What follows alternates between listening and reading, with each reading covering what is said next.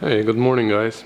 It's a new week. We are just back to work after a long weekend. It was a family day here in Canada, so took 3 days off, which is unusual for me. Anyways, so now we're back here, and of course it's noisy already. So this is where we left off before the long weekend. I painted the inside of the outer seal and the strengthener piece. I have the inner seal ready now, and now the idea is to put everything together, assemble the seal, put the floor down, fasten it to the frame in the right position, put the fenders, even though here everything is cheesy, but we're gonna try to fix it there, install the door, and make sure that the gaps are all good. And then we're gonna start welding. Before I start assembling though, I figured that I have to fix a little bit more the flange over there of the seal, because this is where I did a little repair when I was doing that transition piece on the outside, but after I took out the inner seal, I ripped off a little bit more of the flange, so now I'm gonna have to repair that. Then I'm gonna punch all the holes for the plug welds on the flanges, on the inner seal, on the outer seal, and maybe on the strengthener piece. We'll see which side are we gonna weld, and then yeah, we're gonna go from there.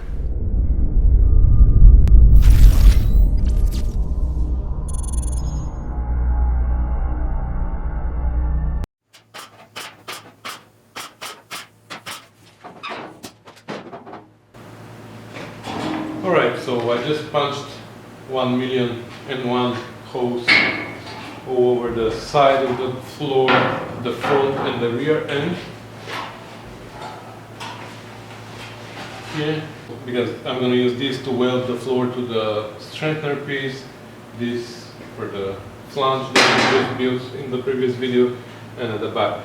I also punched holes all over the top and the bottom flange of the seal, and the two flanges of the inner seal as well. So the only piece without holes is the inner seal, because it's the strengthener piece, because I'm gonna install it there. I weld through both sides. The outer seal and the inner seal are gonna be welded to the strengthener piece. So the stiffener and the inner seal are clamped in, and everything fits well.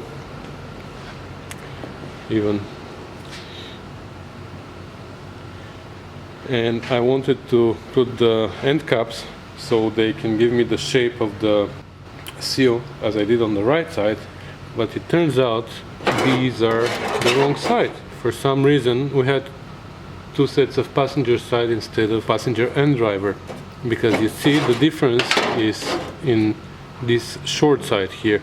Let's look at the front first. So you see this short side here matches this short, which here it's rounded, but it's supposed to be a little bit angled, and it matches this way, but as we all know, the flange needs to be on the outside.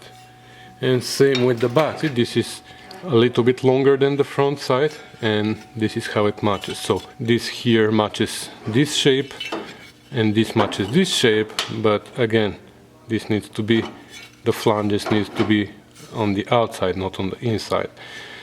On the other side, I didn't have any issues. I'm 100% sure that I have the right ones there, so we just have another set of right hand side ones, and we don't have the left hand side ones. So I might use them for now to hold my seal, the shape of my seal. I might force them inside. I'm not gonna weld them yet, because they're wrong, you know. Anyways, I'm just gonna put them inside like that, and then we're gonna order the right ones, because they're just $2-3, and it's too much work to make them again, you know. I've made them before, and I know I can, but I will see if they're just blocking my work. If I can't continue without them, I'm gonna make them, but if I can buy new ones, probably I'm gonna do that.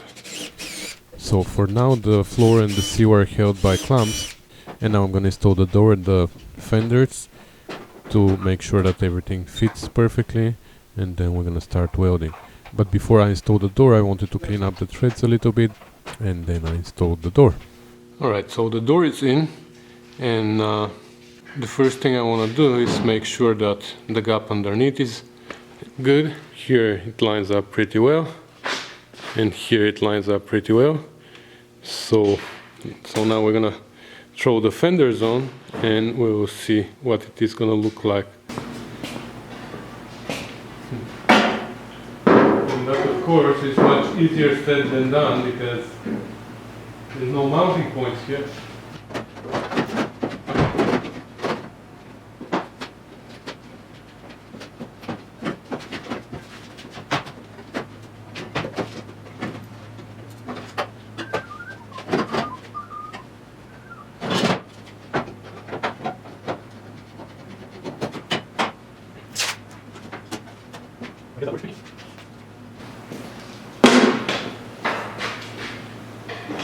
And the gap doesn't look bad already. Let's see the front one.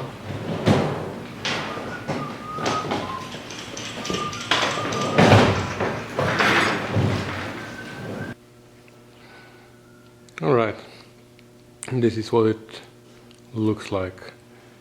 Can get you a better shot because it's tight here, but I think almost the entire car is in the shot. Okay. So it is almost good, but there's a little thing that bothers me. Let me give you a closer shot. Okay, so I hope you can see the gaps. So this one is wide, as wide as I want it at the bottom, but at the top it's very close. If I open the door, it's gonna touch. Actually, I tried and it touched here. The other one is the opposite. It's wider at the top, narrower at the bottom. So what? It makes perfect sense, right? If we twist the door a little bit, the gap is gonna close there, it's gonna go open there, it's gonna close here, it's gonna open here, and everything's gonna be perfect. Right? Yes, but no. Because if we twist the door like that, then this is not gonna line up. This is gonna go lower, this is gonna go higher. And the same here, this is gonna go higher and this is gonna go lower. So this is not gonna work as we want it exactly. Alright, so this is a little bit over exaggerated right now, but this is more or less what we have on the car. This is a car, obviously, TR6. If it's not obvious, now it is. So if we just twist the door, if we lift the front end of the door and lower the rear end of the door, the gaps are going to become good, but then we are losing the body line, you see? So what we have to do is actually, we have to break the brace that is holding the shape of the door right now, the door opening, and lift this corner up, and that automatically is going to fix the rear door too, because then we can just lift it and everything is gonna be good, supposedly. So that's what I'm gonna try to do, and hopefully it's gonna work. Now, I did pretty much the same thing on the other side, if you remember, but then the car was in the other room where we have the overhead crane. Here I don't know how to lift it. I don't want to push it from underneath. I want to hook it up here and lift it when I cut off the bracing. So I have no other choice but to move it to the other room, and it's not that hard because it's on wheels, but there's some stuff on the way, so I'm gonna have to clean up a path for it and move it out.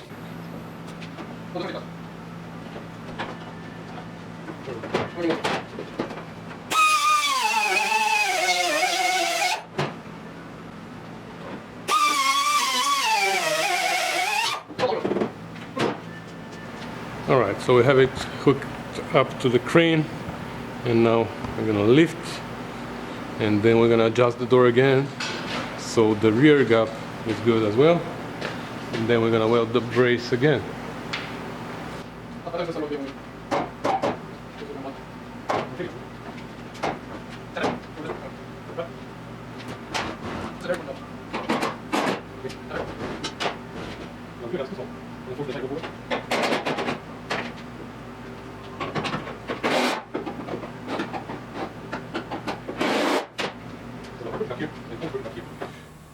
Okay, so now we have a pretty good gap here. Now this is gonna be further in, you know. My tape here doesn't hold anymore. Let me try to push it again. Okay. So this gap is pretty good. I like it. And same as this one. Now this body line looks like the door can go a little bit higher here, but it has to go a little bit higher here, so this means that the entire door is gonna go up. That's not gonna change the gaps, but it's gonna close a little bit this one, because this is on an angle, so it's gonna get closed. So let me try and do that. Alright, it's perfect now. I'm actually really happy with it. I took out the fender out, and I don't know if this is on focus, but you see here there's a little there's brazing here where they braze the skin of the fender to this bracket, and this is sticking too far in. It's literally like a little hook here. So I'm gonna grind this now, and hopefully that's gonna help.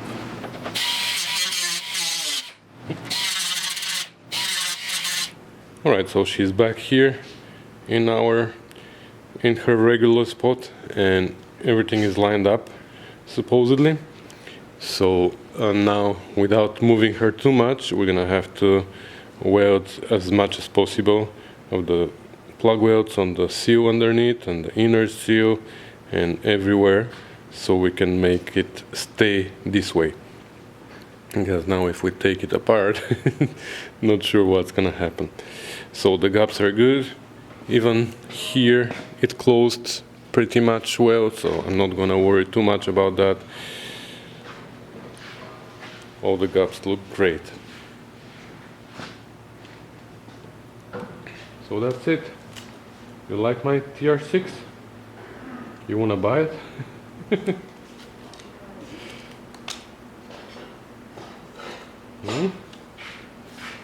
I'm gonna keep that.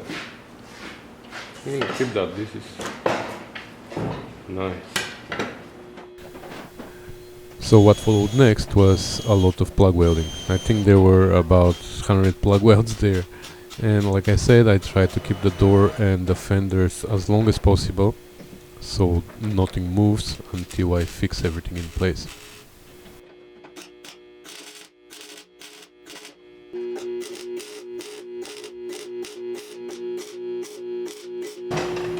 Now we have to make sure that this is a straight line, and right now it is the correct height here and the correct height here, and I know that this is the correct height because the cap of the sill is giving me the correct height. So from there we have to make sure that it is straight line here, and it's pretty easy to do that because now I can see the strengthener piece underneath is hanging by 1/4 inch, so I have to make sure that it is more or less there at the entire length. So I plug welded it here, and now I'm gonna have to raise it a little bit in the middle. And that's how all seals go in. They usually have to be compressed a little bit to go higher, to be under tension.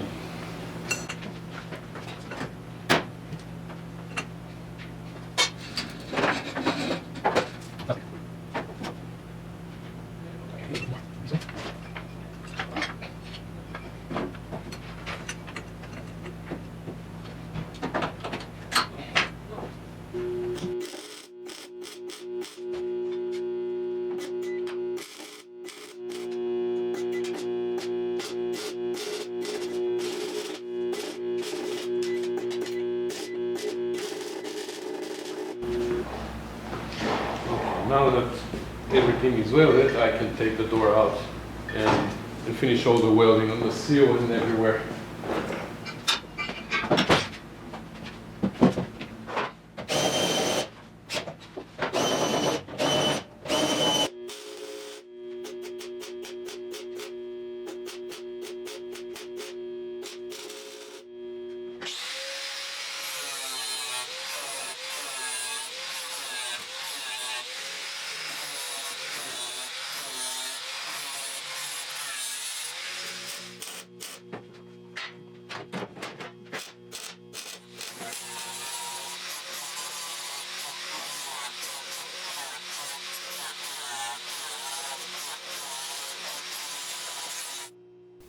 And that's what the seal looks like after it's all welded and ground down. I'm happy.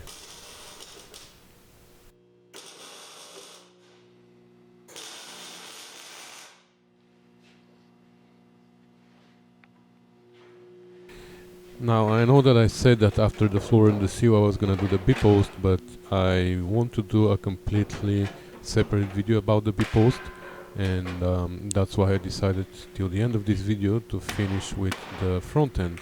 So next I installed the kick panel, and that required some precision tools. Yeah.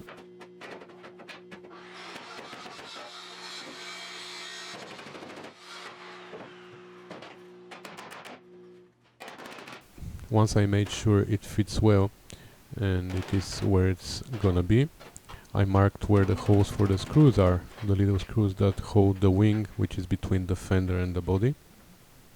So I marked where these go, and I removed the kick panel again because I had to grind the flange of the body because it was blocking the holes, right? So cut the flange, install the kick panel again, and welded it in place.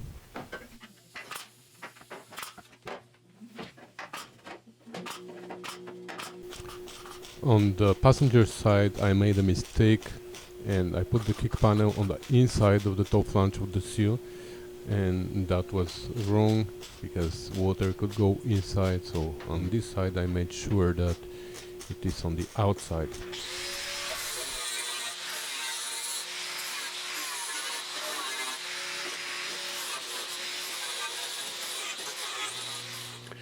Alright, so the kick panel is installed and the whole entire side is now one piece and it's nice and solid.